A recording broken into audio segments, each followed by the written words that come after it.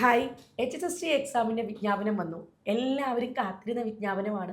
ഒരുപാട് സന്തോഷത്തോടെയാണ് നമ്മൾ 2025 ലാസ്റ്റിൽ ആ വിജ്ഞാപനം അറിയുന്നത്.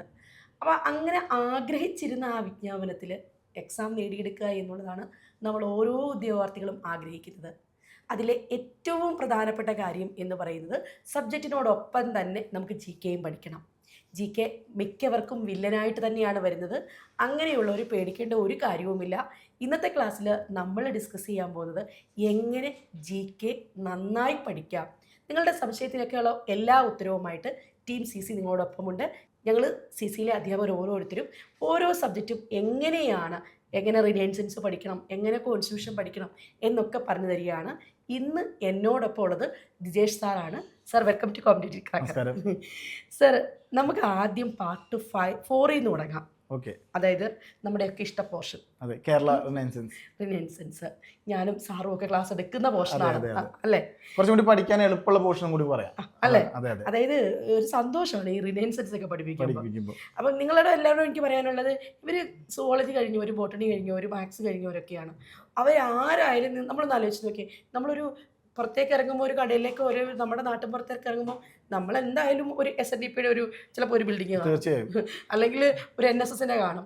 അങ്ങനെ നമ്മൾ കണ്ട ചരിത്രം, നമ്മുടെ കേരള ചരിത്രം നമ്മൾ പഠിക്കുകയാണ്. നമ്മുടെ ഇന്ന് നമ്മൾ എല്ലാവരും നിവർന്ന് നിൽക്കാനും അല്ലേ, ഒരുപാട് ആൾക്കാരുടെ കഷ്ടപ്പാടിൻ്റെ ഒരു ഫലം ആ വ്യക്തികളെ പറ്റി പഠിക്കുകയാണ്. അത് വളരെ സിമ്പിളാണ് അല്ലേ? തീർച്ചയായും. അതായത് നമുക്ക് ഒരു മത്സര പരീക്ഷയ്ക്ക് പഠിച്ചു തുടങ്ങുന്ന ഒരു ഉദ്യോഗാർത്ഥിയെ സംബന്ധിച്ചിടത്തോളം എവിടെ നിന്ന് തുടങ്ങണം എന്ന് പറയുന്ന ഒരു ഭാഗമുണ്ട്. വലിയൊരു റാങ്ക് ഫയൽ വാങ്ങി എവിടെ നിന്ന് തുടങ്ങണം എന്ന് പറയുമ്പോൾ ഏറ്റവും എളുപ്പത്തിൽ വായിച്ചു തുടങ്ങാൻ പറ്റുന്ന ഒരു ഭാഗം കൂടിയാണ് കേരള നവോത്ഥാനം എന്ന് പറയുന്ന ഒരു ഭാഗം. കാരണം നമുക്കത് പഠിച്ച് വലിയൊരു ടോപ്പിക് അല്ലാത്തതുകൊണ്ട് ഓരോ വ്യക്തിയെ സെപ്പറേറ്റ് ചെയ്ത് പഠിച്ച് നമുക്ക് നമ്മുടെ ഇഷ്ടാനുസരണം പഠിച്ചെടുക്കാൻ പറ്റുന്ന ഒരു ഭാഗമാണ്. അവിടെ ഉദ്യോഗാർത്ഥി അനുഭവിക്കുന്ന പ്രശ്നങ്ങളും കൂടെ നമുക്ക് പറയാം. ഒന്ന്, ഞാൻ വർഷം ഓർക്കത്തില്ല അല്ലേ? തീർച്ചയായും. ചിലവർ പറയുന്നതാണ്, ഞാൻ വർഷം ഓർക്കത്തില്ല, എനിക്ക് ഈ സംഭവം എങ്ങനെയാണ് ഓർത്തിരിക്കുന്നത്, നിങ്ങളൊക്കെ എങ്ങനെ പഠിപ്പിക്കും എന്ന് ചോദിക്കുന്നു. അപ്പോൾ പറയുന്നത്, ഒരു കാലഘട്ടത്തിൻ്റെ എങ്ങനെ നമുക്ക് അവരെ ഓർമ്മിപ്പിച്ചെടുക്കാൻ പറ്റും? അതായത് നവോത്ഥാനവുമായി ബന്ധപ്പെട്ട് ഒരു വ്യക്തിയെ പഠിക്കേണ്ടത് നമുക്ക് സ്വന്തമായിട്ട് നോട്ട് ഉണ്ടാക്കുക എന്നുള്ളതാണ് ഞാൻ പറയുന്ന ഏറ്റവും നല്ലൊരു മെത്തേഡ്. ഒരാളുടെ ജനനം, അദ്ദേഹം കടന്നുപോയ വഴികൾ, അദ്ദേഹത്തിന്റെ മരണം, ഇതിലേക്ക് എത്തിക്കുന്ന സമയത്താണ് വളരെ സിമ്പിളായിട്ട് അത് പഠിക്കാൻ പറ്റും. ഞാൻ ജസ്റ്റ് ഒരു ഉദാഹരണം പറയുകയാണെങ്കിൽ, ഒരു 1873 ജനിച്ച കുമാരനാശാൻ, അദ്ദേഹവുമായി ബന്ധപ്പെട്ട് അദ്ദേഹം ശ്രീനാരായണ ഗുരുവിനെ കണ്ടുമുട്ടിയ ഒരു വർഷം, ദെൻ ആ ഒരു വയസ്സ്, അതിനുശേഷം അദ്ദേഹത്തിന്റെ ഏറ്റവും ഇമ്പോർട്ടൻ്റ് ആയിട്ടുള്ള വീണപൂവ് രചിക്കപ്പെട്ട ഒരു വർഷം, അതിനുശേഷം അദ്ദേഹം ശ്രീമൂലം പ്രജാസഭയിൽ അംഗമാകുന്നൊരു വർഷം, അതിനുശേഷം അദ്ദേഹത്തിന്റെ ഏറ്റവും ഇമ്പോർട്ടൻ്റ് ആയിട്ടുള്ള ഒരു ഇയർ എന്ന് പറയുന്നത് 1922 അദ്ദേഹത്തിന്റെ ആ ടാഗോറുമായി കണ്ടെത്തുന്ന ഒരു കാലഘട്ടം, അതിനുശേഷം 24 അദ്ദേഹം മരണപ്പെടുന്നത്. അപ്പൊ ഇതൊരു പിക്ചറായിട്ട് നമ്മൾ ഓർത്ത് വെക്കുന്ന ഒരു രീതിയുണ്ട്. അതാണ് വളരെ കുറച്ചു കാലം മാത്രം ജീവിച്ചിരുന്ന ഒരു വ്യക്തിയാണ്. പക്ഷെ നമുക്ക് കുമാരനാശാനൊക്കെ പഠിക്കുമ്പോൾ എങ്ങനെയാന്ന് വെച്ച് കഴിഞ്ഞാൽ മലയാള സാഹിത്യത്തിലും കേരള നവോത്ഥാനത്തിലും ഒരുപോലെ ഇമ്പോർട്ടന്റ് ആയിട്ടുള്ള വ്യക്തിയും കൂടിയാണ്. ഇവിടെ രണ്ടിടത്ത് കുമാരനാശൻ വരുന്നുണ്ട്. അതായത് നമ്മുടെ റിനൈൻസൻസിലും വരുന്നുണ്ട്, പിന്നെ എന്താണ് പ്രധാനപ്പെട്ട സാഹിത്യം പഠിക്കുന്ന സമയത്ത് നമുക്ക് കുമാരനാശൻ വരുന്നുണ്ട്. അപ്പൊ നിങ്ങൾ ആ സിലബസിന്റെ വലിയൊരു പേപ്പറിൽ ഒരു 3 ഖണ്ഡികയായിട്ടൊക്കെ ഇങ്ങനെ കിടപ്പുണ്ട് സിലബസ്. അത് കണ്ട് പേടിക്കണ്ട, കാരണം ഇവരെ ക്ലബ് ചെയ്ത് പഠിക്കാൻ പറ്റും അല്ലേ? തീർച്ചയായും. ഇനിയിപ്പോ ഈ നവോത്ഥാന നായകരെ തന്നെ ഒരാളിൽ നിന്ന് മറ്റൊരാളിലേക്ക് സുഖമായിട്ട് കടക്കാനും പറ്റും. ഇപ്പൊ ഞാൻ പറഞ്ഞ ഒരു വീണപൂവ് എന്ന് പറയുന്ന ഒരു കൃതി കുമാരനാശാനുമായി ബന്ധപ്പെട്ടതാണ്. അത് 1907 രചിക്കപ്പെട്ട ഒരു കൃതിയാണ്.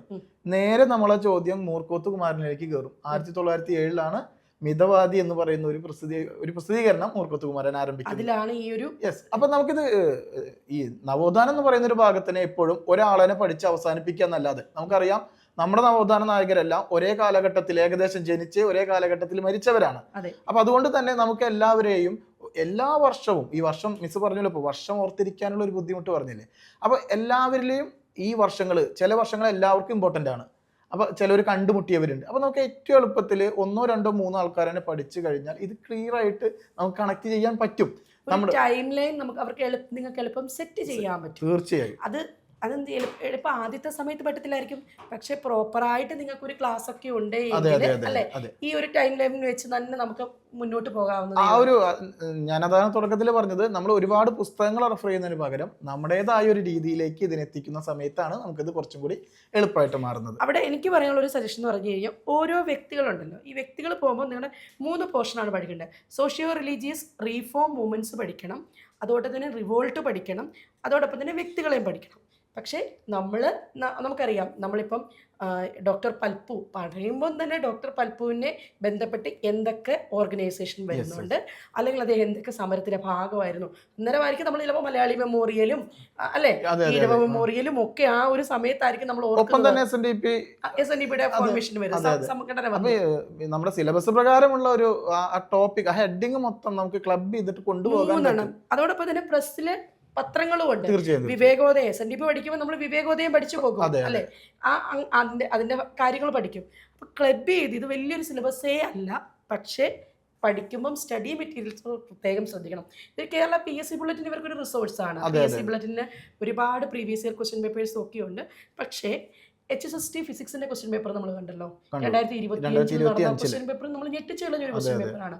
അത് സ്റ്റേറ്റ്മെന്റ് ബേസ്ഡ് ക്വസ്റ്റ്യൻസ് വന്നിട്ടുണ്ട്. അത് നമ്മൾ പറഞ്ഞിരിക്കുന്ന മാർക്കിനേക്കാൾ കൂടുതൽ പല ഭാഗത്തുനിന്നും വന്നിട്ടുണ്ട്. പക്ഷേ റിനൈൻസൻസ് നമ്മുടെ ക്വസ്റ്റ്യൻ പേപ്പർ ഉണ്ട്. ഞങ്ങളുടെ ഒരു 13-14ഓളം HSSTയുടെ ക്വസ്റ്റ്യൻ പേപ്പേഴ്സ് നമ്മളിപ്പോൾ നോക്കിയിട്ടാണ് ഈ ഒരു വീഡിയോ ചെയ്യുന്നത്.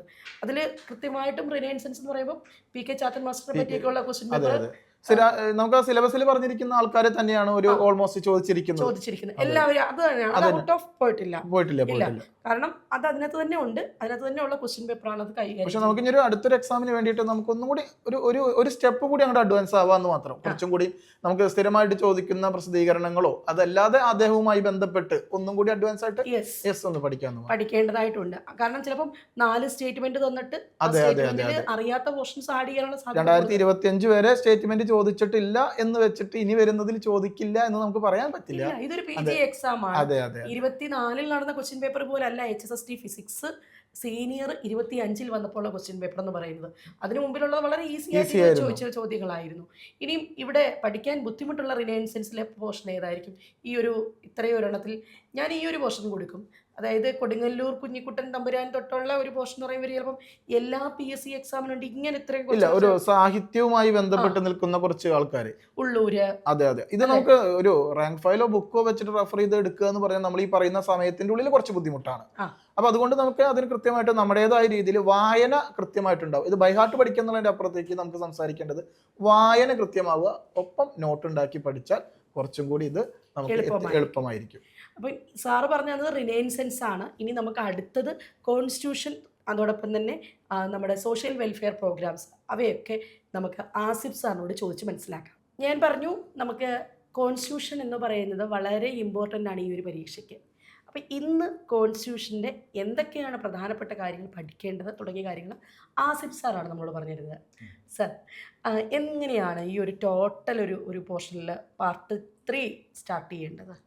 പാർട്ട് 3 എന്ന് പറയുമ്പോൾ പൊളിറ്റിയാണ്. ബേസിക്കലി ഇന്ത്യൻ പൊളിറ്റിക്സ് അല്ല, ഇന്ത്യൻ പൊളിറ്റി എന്ന് പറയും. ഇന്ത്യൻ ഭരണഘടന, അത് ഇന്ത്യയിലെ ഭരണഘടന എങ്ങനെയാണ് ഇന്ത്യയിൽ ഇംപ്ലിമെൻറ്റ് ചെയ്യുന്നത്, അതുമായിട്ട് ബന്ധപ്പെട്ട കുറച്ച് കാര്യങ്ങളാണ്. ഭരണഘടന എന്ന് പറയുമ്പോൾ 5 മാർക്കാണ് പറയുന്നതെങ്കിലും പല പരീക്ഷകൾ നമ്മൾ അതിൽ കൂടുതൽ മാർക്കുകൾ കാണുന്നുണ്ട്. സോ PSC ഇതിനൊരു ഇമ്പോർട്ടൻസ് കൊടുക്കുന്നുണ്ട് എന്നാണ് അതിന്റെ അർത്ഥം. 5 ചോദ്യങ്ങൾ ചോദിക്കാൻ അവർ വിചാരിച്ചെടുത്ത് അതിൽ കൂടുതൽ ചോദ്യങ്ങൾ അവർ തന്നെ ഫിസിക്സിനകത്താണ് 10 മാർക്കിനടുത്ത് ചോദിച്ചിരുന്നു നമ്മുടെ ഈ പൊളിറ്റി എന്ന് പറയുന്ന പോർഷൻ. ഇനി അവിടെ വേറെ വ്യത്യാസം വരുന്നുണ്ട്. ഡയറക്റ്റ് ചോദ്യങ്ങളല്ല ചോദിക്കുന്നത്, അല്ലെങ്കിൽ സിമ്പിൾ സ്റ്റേറ്റ്മെന്റ് ചോദ്യങ്ങളല്ല ചോദിക്കുന്നത്. 2-3 സ്റ്റേറ്റ്മെന്റ് ഉള്ള കുറച്ചുകൂടെ ബുദ്ധിമുട്ടുള്ള ചോദ്യങ്ങളിലേക്ക് മാറിക്കൊണ്ടിരിക്കുകയാണ് PSC. സോ അവിടെ വരുന്ന ബുദ്ധിമുട്ട് എന്താ? കുറച്ചും കൂടെ ഡെപ്തിൽ അറിഞ്ഞിരിക്കണം, കുറച്ച് കഥയും കുറച്ച് കൺസെപ്റ്റ് ഒക്കെ അറിഞ്ഞിരിക്കണം. ഇപ്പൊ മിസ് നേരത്തെ പറഞ്ഞാൽ നവോത്ഥാനം പഠിക്കുമ്പോൾ കുറച്ചുകൂടെ നമുക്ക് ഈ എളുപ്പത്തിൽ പഠിക്കാം. ഡെപ്ത് ഒന്നും അറിഞ്ഞില്ലെങ്കിലും കുഴപ്പമില്ല, കാര്യം നമ്മൾ കേട്ടിട്ടുള്ള കാര്യങ്ങളാണ്. നമുക്ക് ഡോക്ടർ പൽപ്പുനെയും ഈ പറയുന്ന കുമാരനാശാനെയൊക്കെ ചെറുപ്പം പോലെ അറിയാം. ഇവിടെ അങ്ങനെയല്ല. ഇവിടെ നമുക്ക് fundamental right, fundamental duty, preamble, കുറേ വാക്കുകൾ വരും. നമ്മൾ ഇതുവരെ കേട്ട് പരിചയമില്ലാത്ത കുറേ വാക്കുകൾ, നമുക്കാകെ ജനഗണമനയും അങ്ങനെ കുറച്ച് സാധനം അറിയുള്ളൂ. അപ്പോൾ ഇതിലേക്ക് വരുമ്പോൾ അതിൻ്റെതായുള്ള ബുദ്ധിമുട്ട് വരും. പക്ഷെ മിസ് നേരത്തെ പറഞ്ഞൊരു പോയിന്റാണ് ഇവിടുത്തെ റിലവൻറ്റ് പോയിന്റ്. അതായത് സുവോളജി പഠിച്ചവരും ബോട്ടണി പഠിച്ചവരും സബ്ജക്ട് എക്സ്പേർട്സ് ആണ് ഈ എക്സാം എഴുതുന്നത്. ഈ പാഠം ആർക്കും തന്നെ അറിയില്ല. സോ കോമ്പറ്റീറ്റീവ് സെൻസിൽ എന്താ, ഇത് അറിയാവുന്നവർക്ക് എഡ്ജാണ്, GK അറിയാവുന്നവർക്ക് എഡ്ജാണ്. ഈ 30 മാർക്ക് അറിയാവുന്നവൻ എന്ത് ചെയ്യും? ഒരു പടി മുകളിലായിരിക്കും കോമ്പറ്റീഷനിൽ. സോ അതാണ് ഇതിന്റെ റിലവൻസ്. അവിടെ പൊളിറ്റിക്ക് വലിയൊരു ശതമാനം ഉണ്ട് എന്നുള്ളതാണ് മനസ്സിലാക്കേണ്ടത്. ഇനി സാധാരണ PSCക്ക് ചോദിക്കുന്ന അത്രയും പൊളിറ്റി ഉണ്ടോ? ഇല്ല. കോൺസ്റ്റിറ്റ്യൂഷൻ ആണ് മെയിനായിട്ട് ചോദിച്ചിട്ടുള്ളത്. കോൺസ്റ്റിറ്റ്യൂഷനിൽ എന്തൊക്കെയാണുള്ളത്? അതിന്റെ പ്രിയാമ്പിൾ എന്ന് പറഞ്ഞാൽ ആമുഖം, പിന്നെ ഫണ്ടമെന്റൽ റൈറ്റ്, അവകാശങ്ങൾ, ഡ്യൂട്ടീസ്, കടമകൾ, അങ്ങനെയുള്ള കാര്യങ്ങളൊക്കെ. അവസാനം അമെൻമെന്റുകൾ, റീസെന്റ് ആയിട്ട് വന്ന മാറ്റങ്ങൾ, റീസെന്റ് ആയിട്ട് വന്ന സ്കീമുകൾ, അതൊക്കെയാണ് ചോദിക്കൽ. അതെ. അവിടെ ഒരു ഉദ്യോഗാർത്ഥി ഇപ്പം നമ്മൾ പൊളിറ്റി പഠിപ്പിക്കുമ്പം നമ്മുടെ ക്ലാസ്സിൽ പറയുന്ന പിള്ളേർ പറയുന്നതാണ്, ടീച്ചറെ ഇതൊക്കെ എങ്ങനെ ഓർത്തിരിക്കും, ഈ പറയുന്ന ആർട്ടിക്കിൾസിലെ ഒരാൾക്ക് കാണാതെ പഠിക്കാൻ പറ്റുമോ, അമെൻമെന്റ്സ് ഒക്കെ കാണാതെ പഠിക്കാൻ പറ്റുമോ, അതിനകത്ത് എന്താണ് ഒരു സൊല്യൂഷൻ എന്ന് പറയുന്നത്? അവിടെ മനസ്സിലാക്കാന്നുള്ളതാ, ഇതൊരു ബുക്കാണ്. ഇന്ത്യനെ മര്യാദയ്ക്ക് മാനേജ് ചെയ്യാൻ വേണ്ടിയിട്ട് ഒരു ബുക്ക് ഉണ്ടാക്കിയിട്ടുള്ളതാണ് നമ്മുടെ പൂർവ്വന്മാർ കൂടിയിട്ട്. അവരെന്ത് ചെയ്തു? എല്ലാ ബുക്കിനും എന്തുണ്ടാവും? ഒരു ആമുഖം ഉണ്ടാവും. ആമുഖത്തിന് വേണ്ടി എന്ത് ചെയ്തു? ഒരു പ്രിയാമ്പിൾ എഴുതി വെച്ചു. എല്ലാ ജനങ്ങൾക്കും എന്ത് കൊടുക്കേണ്ടി വരും? ജനങ്ങൾക്ക് കുറച്ച് അവകാശങ്ങൾ കൊടുക്കണ്ടേ? കുറച്ച് അവകാശങ്ങൾ എഴുതി വെച്ചു. ആ ജനങ്ങൾ തിരിച്ച് നമുക്ക് കുറച്ച് ഡ്യൂട്ടീസ് രാജ്യത്തിന് ചെയ്യണ്ടേ? കുറച്ച് ഡ്യൂട്ടീസ് എഴുതി വെച്ചു. രാജ്യത്തിലുള്ള ആൾക്കാരെ ഭരിക്കാൻ വേണ്ടിയിട്ട് എക്സിക്യൂട്ടീവ് വേണ്ടേ? ഒരു ജുഡീഷ്യറി വേണ്ടേ? നിയമം ഉണ്ടാക്കാൻ വേണ്ടി ലെജിസ്ലേച്ചർ വേണ്ടേ? അങ്ങനെ ഓർഡറിലാണ് ഇത് വന്നിട്ടുള്ളത്. അല്ലാണ്ട് ചുമ്മാ ഒരു ബുക്ക് ഉണ്ടാക്കിയേക്കല്ല. അതിനൊരു ലോജിക്ക് ഉണ്ട്. ലോജിക്ക് മനസ്സിലാക്കിയാൽ പൊളിറ്റി വളരെ എളുപ്പമാണ്. ആ ലോജിക്ക് അതാണ് ഏറ്റവും പ്രധാനം. ആ ലോജിക്ക് മനസ്സിലാക്കി ഉദ്യോഗാർത്ഥികൾ എപ്പോഴും എന്തായിരിക്കും, ഒരു പ്രീവിയസ് ഇയർ ക്വസ്റ്റ്യൻ പേപ്പർ എടുക്കും, അടിയന്തരാവസ്ഥയുമായി ബന്ധപ്പെട്ട് കിടക്കുന്ന ആർട്ടിക്കിൾ എന്ത്, ഇത് മാത്രം കാണാതെ പഠിച്ചു. ഇതിലെന്ത് കിട്ടില്ല? ബാക്ക് എൻഡ് കിട്ടില്ല. അടിയന്തരാവസ്ഥ ഒരിക്കലും ഏറ്റവും ഫ്രണ്ടിൽ വരില്ല. ഏറ്റവും ഫ്രണ്ടിൽ എന്തേ വരുള്ളൂ? ആമുഖവും അവകാശങ്ങളും കടമകളും രാജ്യം നിങ്ങൾക്ക് തരേണ്ട സേവനങ്ങളെല്ലാം കഴിഞ്ഞിട്ടേ ഇതൊക്കെ സംഭവിച്ചാൽ എന്തെങ്കിലും പറ്റിക്കഴിഞ്ഞാൽ അടിയന്തരാവസ്ഥ വന്ന് നമ്മളെല്ലാം ശരിയാക്കും എന്ന് പറയണമെങ്കിൽ അവസാനം എത്തണം. സോ ആ ഒരു ലോജിക്ക് എനിക്ക് വേണം ആദ്യം. അത് ആദ്യം തൊട്ട് അങ്ങനെ ഒരു കഥ പോലെ അറിയുന്നവൻ ഇതൊരു ബുദ്ധിമുട്ടാവില്ല എന്നാണ് നമ്മൾ പറയുന്നത്. ഇനിയും അവിടെ ഇപ്പം നമ്മൾ കോൺസ്റ്റിറ്റ്യൂഷൻ പഠിക്കുമ്പോൾ പഴയ രീതിയിൽ ഇപ്പം നമുക്കറിയാം, ലക്ഷ്മികാന്തൊക്കെ വായിച്ചു നോക്കി ഇവർക്ക് കോൺസ്റ്റിറ്റ്യൂഷൻ പഠിക്കാനുള്ള സമയമില്ല. ഇവരെ സംബന്ധിച്ചിടത്തോളം അങ്ങനെ 10 മാർക്കേ ഉള്ളൂ. ഇവർക്ക് കടൽ പോലെ PGയുടെ പോർഷൻ പഠിക്കാൻ കിടപ്പുണ്ട്. അങ്ങനെയുള്ള ഒരു കുട്ടി എങ്ങനെ ഒരു സ്റ്റഡി മെറ്റീരിയൽ ഉണ്ടാക്കണം? അവിടെയാണ് മിസ് നമ്മൾ കുറച്ച് നമ്മുടെ സമയം മനസ്സിലാക്കുക. കാര്യം എനിക്ക് ഇത്രയും പഠിക്കാനുണ്ട്, അത് വെയിറ്റേജ് ഉള്ള ഭാഗമാണ്, അവിടെ ഞാൻ സ്കോർ ചെയ്യണം. പക്ഷെ ഇത് കളയാനും പാടില്ല. കറക്റ്റായിട്ട് മനസ്സിലാക്കാം. 30 മാർക്കാണ്, 10 മാർക്ക് പൊളിറ്റിക്കാണ്. 10 മാർക്കിന് ഇത്രേ സമയം കൊടുക്കുള്ളൂ. പക്ഷെ ഇത്രയും സമയത്ത് ഞാൻ എന്ത് ചെയ്യും? ഒരു സ്ട്രക്ചർ ഉണ്ടാക്കിയിട്ട് ഒരു എക്സ്പേർട്ട് ലെവലിലുള്ള നോട്ടാണ് ഈ നല്ലത്. ഞാൻ തന്നെ നോട്ട് ഉണ്ടാക്കുമ്പോൾ കുറേ കുഴപ്പങ്ങളുണ്ടാവും. ഞാൻ ആദ്യമായിട്ടല്ലേ പൊളിറ്റി പഠിക്കാൻ പോകുന്നത്, എൻ്റെതായിട്ടുള്ള കുഴപ്പങ്ങളുണ്ടാവും. ഒരു എക്സ്പേർട്ട് ലെവലിലുള്ള ക്ലാസ്സോ എക്സ്പേർട്ട് ലെവലുള്ള നോട്ടോ കണ്ടു കഴിഞ്ഞാൽ എന്താ? എനിക്ക് സമയം ലാഭിക്കാം. അവിടെ പൈസയൊന്നും ഒരു പ്രശ്നമല്ല. എൻ്റെ സമയം ലാഭിക്കാം. എനിക്ക് ഈ പറയുന്ന ജോലി കിട്ടുക, അതിൽ അപ്പുറമായിട്ട് എനിക്ക് വേറെ പൈസ എന്ന് പറഞ്ഞാലേ മാസം 1 ലക്ഷം രൂപ എടുത്ത് കിട്ടാൻ പോകുന്നവരാണ് നിങ്ങൾ ഓരോരുത്തരും ചിന്തിക്കുന്നത്. ഇത് പൈസ അല്ല, കാരണം 1 ലക്ഷം രൂപ എടുത്ത് കിട്ടുന്നു. നമ്മളതിനകത്ത് ഞാൻ പറയുകയാണെങ്കിൽ ഒന്നും നോക്കേണ്ട പിള്ളേരെ കാര്യമായിട്ടിരുന്ന് പഠിച്ചോ. കാരണം ഈ ഒരു നമുക്കറിയാം 60-70 ലക്ഷം രൂപ കൊടുത്തോളം ഒരു മാനേജ്മെന്റ് സീറ്റ് HSST കിട്ടാനില്ല. ആ രൂപയാണ് ഇവർക്ക് എന്തെന്നുള്ളത്. പിന്നെ നമുക്കൊരു പ്രിവിലേജ്, പിന്നെ സോഷ്യൽ സ്റ്റാറ്റസ്, ഇതൊക്കെ കിട്ടുന്ന ഒരു ജോലിയാണ് HSST. അതിൽ ആദ്യത്തെ റാങ്കിലേക്ക് എത്തണമെങ്കിൽ ഈ ഒരു പോർഷനിൽ നിങ്ങൾ എന്തായാലും ഒരു 18-22 മാർക്ക് തൊട്ട് സ്കോർ ചെയ്താൽ ആദ്യത്തെ ലിസ്റ്റിലെത്തും. നമ്മള് ബാക്കിയുള്ള ഒരു കോമ്പറ്റീഷനിൽ കുറച്ച് മുകളിൽ എത്താൻ നോക്കുക. അതിന് പറ്റിയ സാധനമാണ് GK. ഇനി അതോടൊപ്പം തന്നെ ഇത് സോഷ്യൽ വെൽഫെയർ ആൻഡ് പ്രോഗ്രാംസ്, പിന്നെ കറണ്ട് അഫയേഴ്സ് നമ്മുടെ ഇഷ്ടമുള്ള ടോപ്പിക്കുകളാണ് അല്ലെ. ഇത്ര നേരം നമ്മൾ പറഞ്ഞ സ്റ്റാറ്റിക് ആയിട്ടുള്ള കാര്യങ്ങൾ അത് മാറാൻ പോകുന്നില്ല പെട്ടെന്നൊന്നും. പക്ഷെ ഇനി പറയാൻ പോകുന്ന കുറച്ച് മാറ്റങ്ങൾ വരുന്നതാണ്. കുറച്ച് ചലഞ്ചിങ് ആണ്. കഥകളൊക്കെ മാറും. നമുക്ക് റീസെന്റ് ആയിട്ട് തൊഴിലുറപ്പ് പദ്ധതിയുടെ പേര് മാറ്റി. അപ്പൊ ഒരു 2-3 കൊല്ലം മുന്നത്തെ നോട്ട് നോക്കുന്നവർക്ക് ഒരു ഗുണമില്ലാതെ പഠിച്ചു വെറുതെ മാർക്ക് തെറ്റിപ്പോ, ഉള്ള മാർക്ക് കൂടെ മാർക്ക് അല്ല, അവിടെ പേര് മാറുന്നു, ഫണ്ടിന്റെ അനുവാദം മാറുന്നു, എല്ലാം മാറുകയാണ്. അടിമുടി മാറ്റങ്ങൾ ഉള്ളതാണ് ഒരു നമ്മൾ ഈ സോഷ്യൽ വെൽഫെയർ ആൻഡ് ലെജിസ്ലേഷൻ എന്ന് പറയുമ്പോൾ മനസ്സിലാക്കേണ്ടത് കറണ്ട് അഫെയർ ഡൈനാമിക് ആയിട്ടുള്ള ടോപ്പിക്, കറണ്ട് അഫെയർ ആയിട്ട് ബന്ധപ്പെട്ട ടോപ്പിക്, അങ്ങനെ ബന്ധപ്പെട്ട് പഠിക്കണം. അതിനകത്തൊരു സ്റ്റാറ്റിക് ഏരിയ ഉണ്ട്, കറണ്ട് അഫെയർ ഏരിയ ഉണ്ട്. RT ആക്ട് സ്റ്റാറ്റിക് ആണ്, പക്ഷെ അമെൻമെന്റ് ചെയ്ത് പുതിയ ആക്ട് വന്നിട്ടുണ്ടാവും, അതിൽ മാറ്റങ്ങൾ വന്നിട്ടുണ്ടാവും. അതും കൂടെ നമ്മൾ മനസ്സിലാക്കണം. സോ ഇപ്പം എന്താ ഈ ടോപ്പിക് പഠിക്കാൻ നേരത്ത്, സോഷ്യൽ വെൽഫെയർ ആൻഡ് ലെജിസ്ലേഷൻ പഠിക്കാൻ നേരത്ത് ഒന്ന് അപ്ഡേറ്റഡ് ആയിട്ടിരിക്കുക, മാറ്റങ്ങൾ വന്നതും മനസ്സിലാക്കുക. ഇനി അവിടെ മറ്റൊരു പോയിന്റ് നമുക്ക് ഇവർക്ക് പറഞ്ഞു കൊടുക്കാം. നമ്മൾ ഏകദേശം ലിസ്റ്റ് ഔട്ട് ചെയ്ത് വെച്ചിരിക്കുന്ന SCRT ഉണ്ട്. സാധാരണ പാഠഭാഗങ്ങളിൽ SCRT ഇവിടെ ഒരു പരിഗണന കൊടുക്കുന്നതാണ് അല്ലേ. ഇപ്പം നമുക്ക് ആ ചാപ്റ്റർ 5 തൊട്ട് തന്നെ ഞാൻ പറയാം. 5ാം ക്ലാസ്സിലെ ജനങ്ങൾക്കായി രാഷ്ട്രവും ഗവൺമെൻറ്റും 6ാം ക്ലാസ്സിൽ വരുമ്പം, 7ാം ക്ലാസ്സിൽ വരുമ്പം ഭരണഘടന വഴിയും വഴികാട്ടിയും, 8ാം ക്ലാസ്സിലെ ചാപ്റ്റേഴ്സ് എന്താണ് ഇന്ത്യൻ ഭരണഘടന, അവകാശങ്ങളും കർത്തവ്യങ്ങളും, 9ാം ക്ലാസ്സിലെ ചാപ്റ്റർ ജനാധിപത്യത്തിൻ്റെ വ്യാപനം സ്ഥാപനങ്ങളിലൂടെ. ഇങ്ങനെ +1 +2 വരെയുള്ള SCRT NCRT ചാപ്റ്ററുകൾ ഇവർ ലിസ്റ്റ് തയ്യാറാക്കണം അല്ലേ. അത് ഇവർക്കൊരു ഉപകാരപ്പെടും. ഭരണഘടന പഠിക്കുന്നതിന് വേണ്ടി ഇവർക്ക് ഇതിന്റെ, കാരണം SCRTയിലെ ആ ഒരു ബോക്സിലൊക്കെ വരുന്ന അതല്ല മിസ്. ഇപ്പൊ നമുക്കൊരു PSC ക്വസ്റ്റ്യൻ ഇടുന്ന ഒരാൾക്ക് ഏറ്റവും നല്ല റിലയബിൾ ആയിട്ട് റിസോഴ്സ് എന്താ? NCRT ആണ്. അപ്പോൾ ചോദ്യം ഇടുന്നവനും NCRTയിലും SCRTയിലും വരും, പഠിക്കുന്നവനും SCRT NCRTയിൽ എത്തണമല്ലോ. നമ്മൾ എത്താതിരിക്കരുത് അവിടെ. അതാണ് മിസ് പറഞ്ഞ ഈ ടോപ്പിക്കുകളുടെ ലിസ്റ്റ് ഉണ്ടാക്കി വെക്കുക, ടിക്കിട്ട് പഠിക്കുക, കവർ ചെയ്തെന്ന് ഉറപ്പ് വരുത്തുക. ഇനിയും കറണ്ട് അഫയേഴ്സിലേക്ക് വന്ന് നമ്മൾ കണ്ട ക്വസ്റ്റ്യൻ പേപ്പർ ഏകദേശം ഒരു 18-20 ക്വസ്റ്റ്യൻ പേപ്പറോളം നമ്മൾ കണ്ടു. അതിൽ ആവർത്തിച്ച ഏരിയാസ് ഓർമ്മയുണ്ടോ? അതെ, കറണ്ട് അഫെയർ എന്ന് പറയുമ്പോൾ ഈ പറയുന്ന പോലെ അതും സമുദ്രം പോലെ കിടക്കുന്ന ഒരു ഏരിയ ആണ്. പ്രീവിയസ് ക്വസ്റ്റ്യൻസിനെ മനസ്സിലാക്കുക, അവിടെ സ്ട്രെസ് കൊടുക്കുക എന്നുള്ളതാണ്. അപ്പോയിന്റ്മെന്റ്സ് ചോദിക്കുന്നുണ്ട്, ഇമ്പോർട്ടൻറ്റ് ഡേയ്സ് ചോദിക്കുന്നുണ്ട്. ഇപ്പോൾ RBIയുടെ റീസെന്റ് ഗവർണറുടെ പേര്, SBIയുടെ പുതിയ മാനേജിംഗ് ഡയറക്ടറുടെ പേര്, സുപ്രീം കോടതി ജഡ്ജിയുടെ പേര്, അങ്ങനെയുള്ള പിന്നെ സ്പോർട്സിൽ നിന്നൊരു ചോദ്യം വരാം, അപ്പോയിന്റ്മെന്റ്സിൽ നിന്നൊരു ചോദ്യം വരാം, ഇമ്പോർട്ടൻറ്റ് ഡേയുടെ ചോദ്യം വരാം, സയൻസ് ആൻഡ് ടെക്നോളജി വരാം. അങ്ങനെ നമ്മുടെ PSCയുടെ കഴിഞ്ഞ വർഷങ്ങളിൽ നടന്ന, നിങ്ങൾ കറണ്ട് അഫയേഴ്സ് പഠിക്കുമ്പോൾ ഒരിക്കലും HSC പരീക്ഷയുടെ ക്വസ്റ്റ്യൻ പേപ്പർ മാത്രം നോക്കരുത്. കഴിഞ്ഞ തവണകളിൽ PSC എക്സാംസിന് നിങ്ങൾക്ക് ഈ എക്സാമിന് മുമ്പായി നടക്കുന്ന ഏതൊരു PSC പരീക്ഷയുടെയും പാറ്റേൺ മനസ്സിലാക്കുക, അല്ലെ? ആ പാറ്റേൺ മനസ്സിലാക്കി ഇവർക്ക് പഠിക്കാൻ എളുപ്പമേ ഉള്ളൂ. എന്തായാലും നമ്മൾ HSSTയുടെ ബാക്കി ക്വസ്റ്റ്യൻ പേപ്പറിൽ ലിസ്റ്റ് ഉണ്ട്, അതെല്ലാം കവർ ചെയ്യുക. അതിന്റെ മുകളിൽ മിസ് പറഞ്ഞ പോലെ സെക്രട്ടറി ടെസ്റ്റിലേക്ക് കടക്കുക. നിങ്ങൾ മീൻസ് കറണ്ട് അഫയറിന് ഇപ്പോ സെക്രട്ടറി ടെസ്റ്റ് ഉണ്ടോ HSST ഒന്നുമില്ല, ഈ GK പോർഷൻ അങ്ങനെ ഒന്നുമില്ല. അപ്പൊ കിട്ടുന്ന ക്വസ്റ്റ്യൻ പേപ്പേഴ്സ് ബാക്കിയെല്ലാം ഞങ്ങൾ ഈ രീതി തന്നെയാണ് നമ്മുടെ സ്റ്റുഡൻസിന് വേണ്ടിയും ചെയ്യുന്നത്. എത്രയും നന്നായി തന്നെ ഈ വർഷം പ്രീവിയസ് ഇയർ ക്വസ്റ്റ്യൻ പേപ്പേഴ്സ് ആയാലും കഴിഞ്ഞ 2025 നടന്ന മുഴുവൻ ക്വസ്റ്റ്യൻ പേപ്പർ 2026 ഇനി നടക്കാൻ പോകുന്ന ക്വസ്റ്റ്യൻ പേപ്പർ ഇവരിലേക്ക് എത്തിക്കത്തില്ലേ? എത്തിക്കും. അപ്പം അവർക്കൊരു നമ്മുടെ ലക്ഷ്യം എന്ന് പറയുന്നത്. അപ്പൊ ഇനി നമുക്ക് എന്ത് പറഞ്ഞു കൊടുക്കാം, എങ്ങനെയാണ് GK പഠിക്കാനായിട്ട് കോൺഫിഡൻസ് കിട്ടുന്നത് എന്നുള്ള കാര്യം പറയാനായിട്ട് നമുക്ക് നമ്മുടെ അധ്യാപകനെ അടുത്താളെ വിളിച്ചാലോ? അപ്പൊ താങ്ക് യു ആസിഫ്.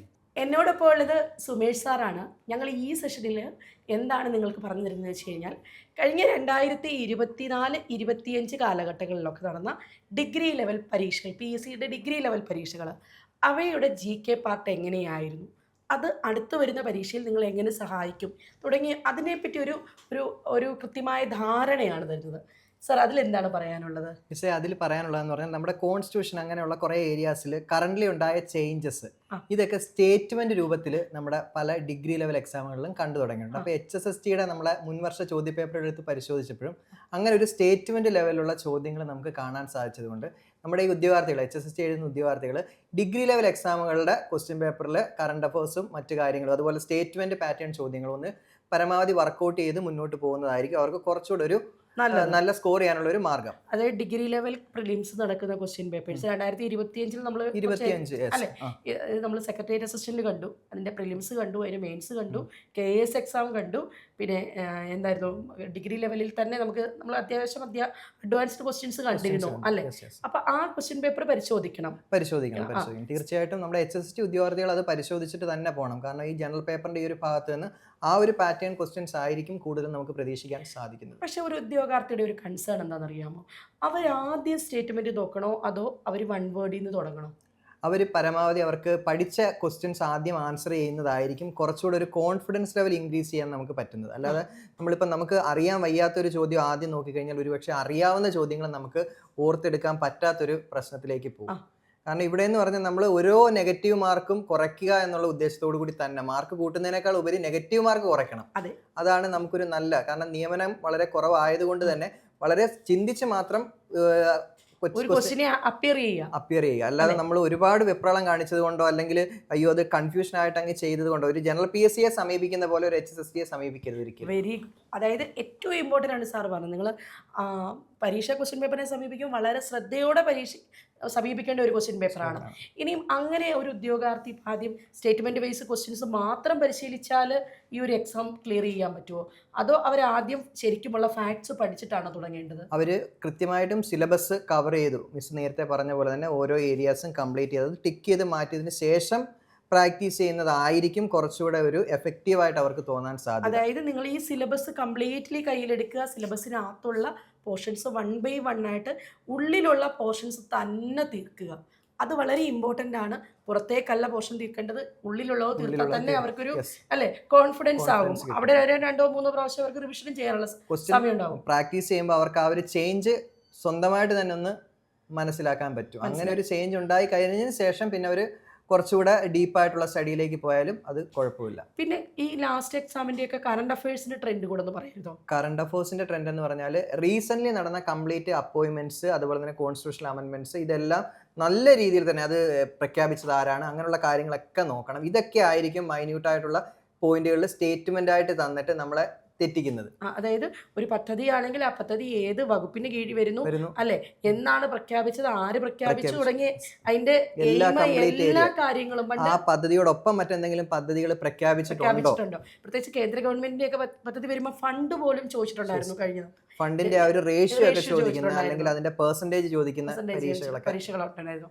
അപ്പം അതുപോലെ തന്നെ ആയിരുന്നു, കാരണം ഇവർക്ക് പ്രത്യേകിച്ച് പദ്ധതികൾ പറയുന്നുണ്ട്. അപ്പൊ പദ്ധതികളൊക്കെ പഠിക്കുമ്പോൾ നിങ്ങൾ അത്രയും ഡീറ്റെയിൽഡ് ആയിട്ട് തന്നെ അതിന് പുതിയ മാറ്റങ്ങൾ വന്നിട്ടുണ്ടെങ്കിൽ ആ കാര്യങ്ങളൊക്കെ എഴുതി വേണം പഠിക്കാനായിട്ട്. പിന്നെ എന്താണ് ഈ ഒരു എക്സാമിൽ ശ്രദ്ധിക്കേണ്ടത്? പ്രീവിയസ് ക്വസ്റ്റ്യൻ പേപ്പർ വർക്ക്ഔട്ട് ചെയ്ത് നമ്മളൊന്ന് പരിശോധിച്ചപ്പം സിലബസിന് പുറത്തുനിന്നുള്ള ചോദ്യങ്ങൾ വന്നിട്ടുണ്ട്. അപ്പൊ അതൊരു പക്ഷേ റാങ്ക് മേക്കിംഗ് ആവാനാണ് സാധ്യത. അതുകൊണ്ട് പരമാവധി സിലബസിനകത്തുള്ള ചോദ്യങ്ങൾക്ക് ഒരു മാർക്ക് പോലും നമ്മുടെ ഒരു ഉദ്യോഗാർത്ഥിക്ക് കുറയരുത്. പിന്നെ അതിനപ്പുറത്തേക്ക് വരുന്ന സിലബസ്, ഔട്ട് ഓഫ് സിലബസിന്റെ ഏരിയയിൽ നിന്ന് വരുന്ന ചോദ്യങ്ങൾ പരമാവധി ശ്രദ്ധിച്ച് മാത്രം ആൻസർ ചെയ്യുക. അതുകൊണ്ട് അവര് എന്ത് പഠിച്ചാലും അതിനെ പരമാവധി ഡീപ്പായിട്ട് പഠിക്കുക. കാരണം നമ്മളൊരു ജനറൽ PSCക്ക് അല്ല പ്രിപ്പയർ ചെയ്യുന്നത്, ഒരു HSST എക്സാമിനാണെന്നുള്ള ഒരു ബോധ്യത്തോടു കൂടി മാത്രമേ ഓരോ ടോപ്പിക്കിനെയും ഒരു ഉദ്യോഗാർത്ഥി, ഒരു ടീച്ചറെ സമീപിക്കാവുള്ളൂ. അപ്പം ഇതെല്ലാം നിങ്ങൾക്കുള്ള നിർദ്ദേശങ്ങളാണ്. തീർച്ചയായിട്ടും ഇനിയും അടുത്ത ഒരു പാർട്ട് എന്ന് പറയുന്നത് നമ്മുടെ പെഡഗോജി പോർഷനാണ്. അപ്പോൾ താങ്ക് യു സർ. അപ്പോൾ ഇനിയും നമ്മുടെ ടീച്ചിങ് ആപ്റ്റിറ്റ്യൂഡും റിസർച്ചും പറഞ്ഞു തരുന്നത് നമ്മുടെ സ്വന്തം ധന്യ മിസ്സാണ്. HSSTയുടെ സിലബസിനകത്ത് എന്താണ് ഇവയുടെ പ്രാധാന്യം? ടീച്ചിങ് ആപ്റ്റിറ്റ്യൂഡും റിസർച്ച് ആപ്റ്റിറ്റ്യൂഡും എന്ന് പറയുമ്പോൾ നമ്മളൊരു നെറ്റിന്റെ സിലബസ് എടുത്ത് നോക്കുന്ന സമയത്ത് ആ ഒരു ലെവലുള്ള ക്വസ്റ്റ്യൻസും അല്ലെങ്കിൽ ആ ഒരു സിലബസ് തന്നെയാണ് HSSTക്കും വരുന്നത്. ടീച്ചിങ് ആപ്റ്റിറ്റ്യൂഡും റിസർച്ച് ആപ്റ്റിറ്റ്യൂഡും. പക്ഷെ അത്രയും ഹയർ ലെവലാണെന്ന് ചോദിച്ചാൽ അല്ല. പക്ഷെ സിലബസ് നോക്കുമ്പോൾ രണ്ടിന്റെയും ഏകദേശം ഒരേപോലെയാണ് വരുന്നത്. ക്വസ്റ്റ്യൻസും ഏറെക്കുറെ സിമിലർ ആയിട്ട് തന്നെയാണ്, അത്രയും കട്ടിയില്ലെങ്കിലും പക്ഷെ ആ ഒരു രീതിയിലാണ് വരുന്നത്. ഓക്കെ. അപ്പം HSST എന്ന് പറയുമ്പോൾ അവിടെ ഒരു നെറ്റ് ക്വാളിഫൈഡ് ആയ ഒരു ഉദ്യോഗാർത്ഥിക്ക് പോലും അത്യാവശ്യം പ്രിപ്പറേഷൻ ആവശ്യമാണ് അല്ലേ? രണ്ടും രണ്ട് രീതിയിലാണ്. നെറ്റ് എന്ന് പറയുമ്പോൾ ഇപ്പൊ BEd പഠിക്കാത്ത സ്റ്റുഡൻസും നെറ്റിൽ വരുന്നുണ്ട്. പക്ഷെ HSSTയിൽ എന്ന് പറയുമ്പോൾ BEd കഴിഞ്ഞ സ്റ്റുഡൻസ് ആണ് വരുന്നത്. അപ്പൊ അതിൽ ടീച്ചിങ് ആപ്റ്റിറ്റ്യൂഡിൽ എന്ന് പറയുമ്പോൾ ആ ഒരു രീതിയിലുള്ള മാറ്റങ്ങളും കാര്യങ്ങളൊക്കെ വരുന്നുണ്ട്. ഏറെക്കുറെ സിലബസ് സെയിം ആണെങ്കിലും ക്വസ്റ്റ്യൻസിൽ ആ ഒരു രീതിയിലുള്ള ചേഞ്ചസും വരുന്നുണ്ട് എന്നുള്ളതാണ്. ഇനി ഞാൻ ചോദിക്കട്ടെ, നമുക്ക് ഈ ഒരുപാട് വർഷം കഴിഞ്ഞ് PSCയുടെ ഒക്കെ എന്ന് പറയുമ്പോൾ നമുക്കറിയാം 40 വയസ്സ് ജനറൽ കാറ്റഗറിക്ക് കിട്ടും, 43 വയസ്സ് OBC കാറ്റഗറിക്ക്, 45. അപ്പം പണ്ട് BEdോ MEdോ ഒക്കെ കഴിഞ്ഞ ഉദ്യോഗാർത്ഥി ഈ ഭാഗം മറന്നു പോകത്തില്ലേ? അവർക്ക് എന്താ ചെയ്യുന്നത്? ഉറപ്പായിട്ട് അത്രയും മിസ് എടുത്തില്ലെങ്കിലും ഒരു 3-4 വർഷം, ഇപ്പൊ ഞാൻ തന്നെ ഇപ്പൊ BEd ഒക്കെ കഴിഞ്ഞ് കുറച്ച് MEd ഒക്കെ കഴിഞ്ഞിപ്പോ കുറച്ച് വർഷമായല്ലോ. അപ്പൊ എനിക്ക് പോലും ഇപ്പൊ ഞാൻ ക്വസ്റ്റ്യൻസ് നോക്കുന്ന സമയത്ത് നമുക്ക് കുറച്ചുകൂടെ പഠിക്കേണ്ടിയിരിക്കുന്നു എന്ന് എനിക്ക് പോലും തോന്നാറുണ്ട്. അപ്പൊ അങ്ങനെ ആകുമ്പോൾ അത് കഴിഞ്ഞ് പിന്നെ വേറെ ജോലിക്കൊക്കെ കയറിയതിനെ സംബന്ധിച്ചിടത്തോളം ഉറപ്പായിട്ട് ഒന്നുകൂടെ ഒന്ന് പൊടിതട്ടി എടുത്ത് പഠിക്കേണ്ട ഒരു ആവശ്യകത ആക്ച്വലി ഇതിൽ വരുന്നുണ്ട്. അതിനൊരു റിസോഴ്സസ് എന്തൊക്കെയായിരിക്കും, ബുക്കുകൾ എന്തൊക്കെയായിരിക്കും? റിസോഴ്സസ് എന്ന് പറയുമ്പോൾ ഞാൻ പറഞ്ഞല്ലോ ഓൾറെഡി, ഇപ്പൊ നെറ്റിന് ചോദിക്കുന്ന ഒരു ലെവൽ ആയതുകൊണ്ട് നമുക്ക് അത്രയും ഒരു വലിയ റിസോഴ്സ് തന്നെ നമുക്ക് ആവശ്യമുണ്ട്. പക്ഷെ ഒരു ബുക്ക് പഠിച്ചതുകൊണ്ടോ ഇപ്പൊ BEd കഴിഞ്ഞ സ്റ്റുഡൻസ് ആണെങ്കിൽ ആ BEdൽ പഠിച്ച ഒരു ടെക്സ്റ്റ് ബുക്ക് പഠിച്ചത് കൊണ്ട് നമുക്ക് ഇതിന്റെ ടീച്ചിങ് ആപ്റ്റിറ്റ്യൂഡ് കവർ ചെയ്യാൻ പറ്റുമെന്ന് ചോദിച്ചാൽ പറ്റില്ല. അപ്പൊ അതിന് നമുക്ക് കുറച്ചുകൂടെ ഒരു ഡീപ്പ് ലെവലിൽ തന്നെ എടുക്കണം എന്നുള്ളതാണ്. ഇപ്പൊ ഞാൻ MEd കഴിഞ്ഞതുകൊണ്ട് നമ്മൾ അവിടെ പഠിക്കുന്ന ടീച്ചിങ് ആപ്റ്റിറ്റ്യൂഡ് റിസർച്ച് ആപ്റ്റിറ്റ്യൂഡ് ഒക്കെ ഒത്തിരി ഇതിന് യൂസ്ഫുൾ ആവും.